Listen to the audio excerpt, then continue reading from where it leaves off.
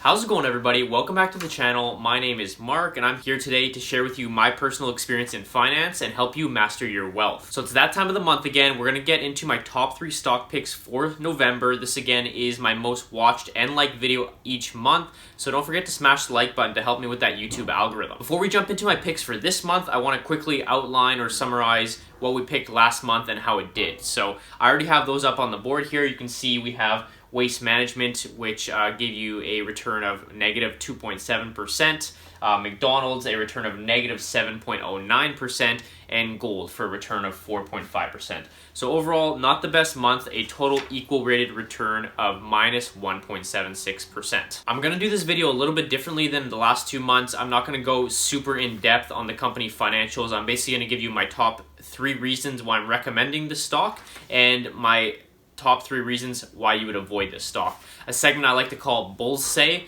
versus Bears Say. So without further ado, let's go ahead and jump into my picks. Okay, so the first pick is Tailored Brands. Tailored Brands is one of the leading specialty retailers of men's formal wear in North America. Their main brands include Men's Warehouse and Tux, Jose Bank, Joseph Abu, and K&G. In Canada, they simply operate under Moores. I'm sure some of you have heard of it. So most of their revenue comes from the US, as they have 1,338 stores in the US compared to 126 in Canada. Their cumulative comparison against the S&P 500 and select groups of retailers is not very pretty in the last few years. You can see from this graph that they've basically underperformed both of them in the past 5 years. Now, just for the sake of the select group of retailers, just so you know who I'm talking about, they include the following but aren't limited to them: Abercrombie & Fitch, American Eagle Outfitters, Foot Locker, L Brands, Guess, Urban Outfitters, Zumiez, and plenty other noteworthy brand names. Okay, so now let's talk about what the bulls are saying about this company. This is a retail company heavily tied to the consumer,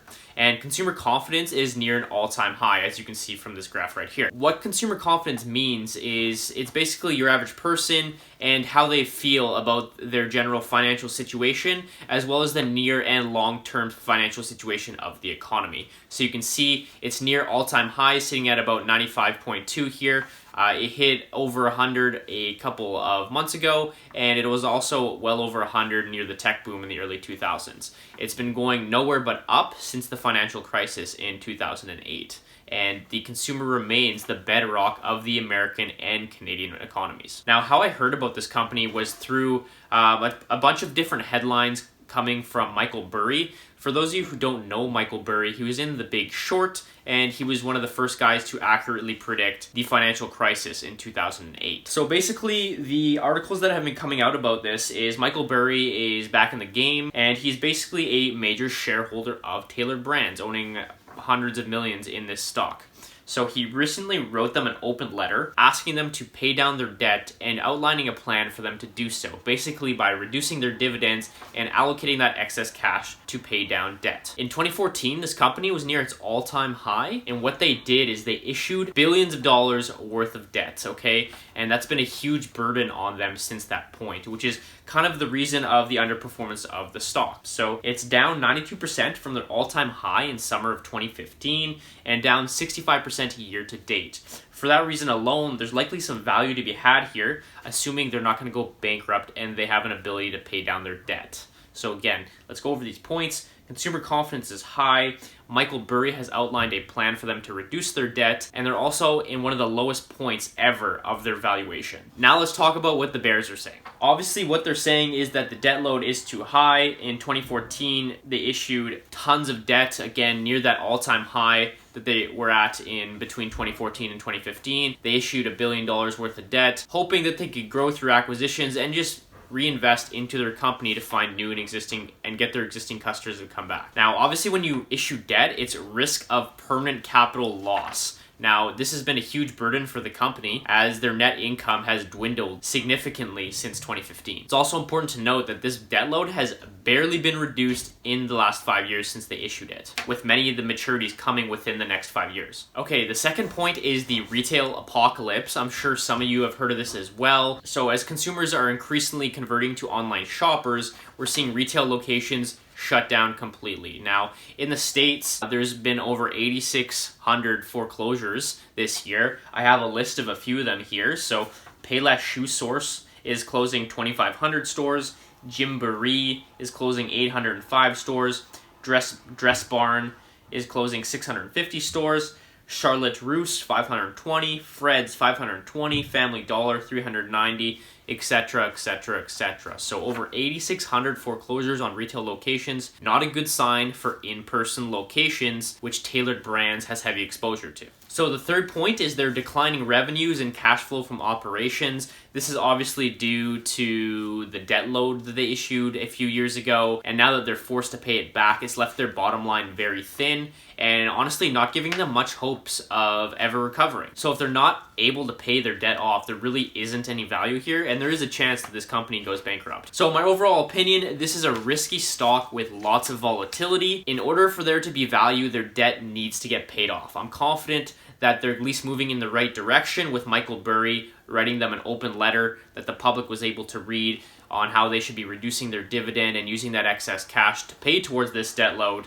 But they need to basically invest in their omni-channel business. They have over 1,400 retail locations. What are they doing to attract customers online? That's the next step for them, in my opinion. And if they're able to achieve that, there's certainly value to be had here. Again, if they're able to do that, I do believe this company is trading below its intrinsic value. Okay, my second pick is Livent. Livent Incorporated is a pure play, fully integrated lithium producing company. What they do is they focus on producing lithium performance compounds. I'm not no scientist, but basically what that means is they produce batteries. So their main products are battery grade lithium hydroxide, butyllithium, and high purity lithium metals. Now these are all critical inputs to various performance measures, specifically electronic vehicles. So there's 6 main segments which the company focuses on. Obviously number 1 being electric vehicles, the second one being primary batteries, pharmaceuticals, greases, polymer, and aerospace. 86.8% of their revenues come from performance lithium compounds, and 63.6% of their revenue comes from Asia. So that's important to note. So this company is relatively new. They've only been around since October 2018. Well, they've only IPO'd since October 2018. They've actually been around for many years before that, and it is actually a spin-off off a bigger chemical company. But basically, they've underperformed both the S&P 500 and the S&P Sub Chemicals Index in that period. Year to date, the stock is down 46.53%, and since inception, it's down 54.3%. Okay, let's get into what the bulls are saying about this company. Number 1, electronic vehicle purchases are expected to be 1 in 5 of all car purchases by 2030. Right now, it's only 5% of total purchases. So huge chance for increase in electronic vehicle sales, which they have a direct exposure to through their lithium performance applications. Second point is that Livent benefits from a low-cost position in lithium carbonate production. Their production facilities are located in Argentina, and they're a pure play company, which allows them to achieve massive economies of scale on producing these lithium compounds. They're actually one of the most cost-effective lithium producers globally. They've also had steadily increasing revenue, cash from operation, and net income. All this while electronic vehicle sales are only 5% of the total vehicle market. Again, don't forget, by 2030, there's estimates for that to go up to 20%. Now let's talk about what the bears are saying. Number 1, if electronic vehicles are not adopted at the pace they're expected to,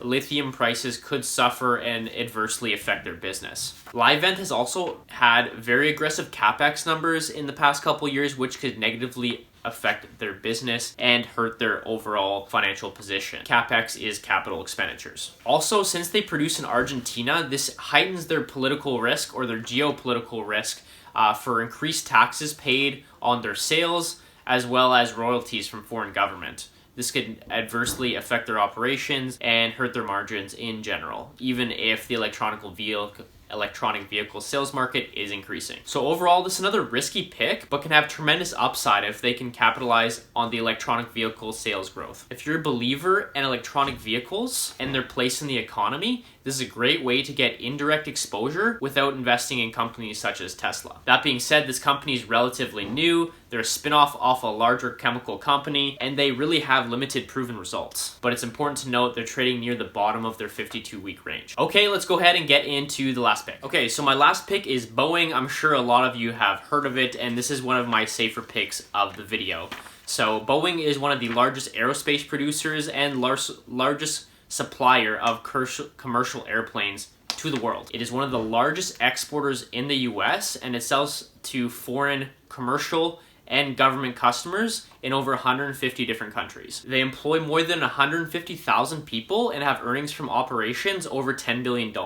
Also, this company has been in business for over 100 years. They win hundreds of commercial airplane orders every year and have a backlog of orders of nearly 5,000 airplanes. Just think about that. So since 2013, Boeing has outperformed both the S&P 500 and the S&P Aerospace and Defense subsector of the S&P for every year except 2016. The stock itself is up 5% year to date and 166% in the last 5 years. However, in the last 6 months is down 9%, largely due to the whole MAX 737 grounding fiasco that's been going on in the news. So let's talk about what the bulls are saying. They've had consistent increase in cash flow for the past 5+ years, okay?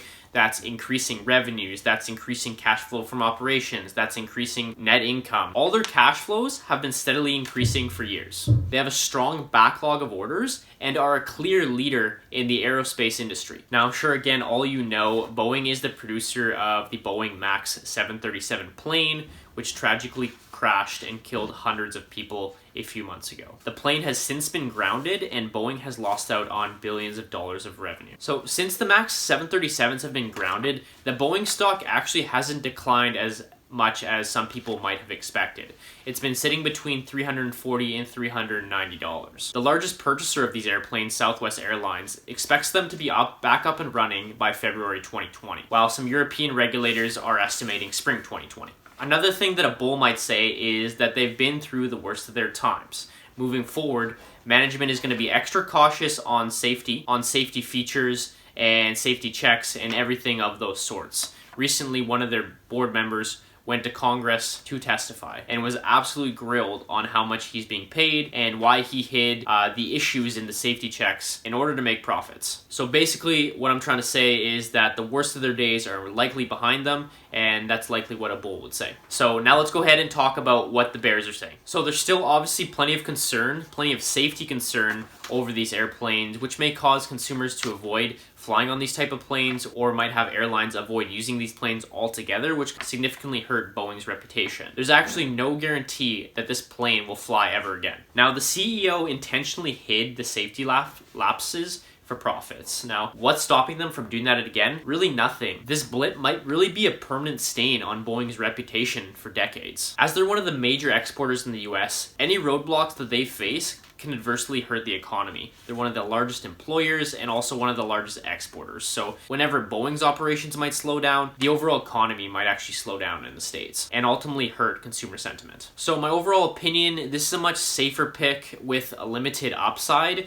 as the stock has been around for 100 years and it's already in the 300s in terms of its stock price. The whole MAX 737 fiasco didn't actually hurt the stock price as much as Boeing's reputation. You can see that the stock price kind of remained again between $340 and $390. So that being said, this company is going to continue to be one of the largest manufacturers of airplanes with a growing backlog of orders and a very well-known brand worldwide. If you have a more risk-averse mindset and like to invest in proven companies, proven blue-chip companies with a good track record, look into Boeing and you may not regret it. So that's all I have for you guys today. I hope you guys enjoyed. If you did, don't again forget to smash the like button, subscribe to the channel if you aren't already, and share the video with a friend if you learned something. As usual, I'll see you guys in the next video. Peace out.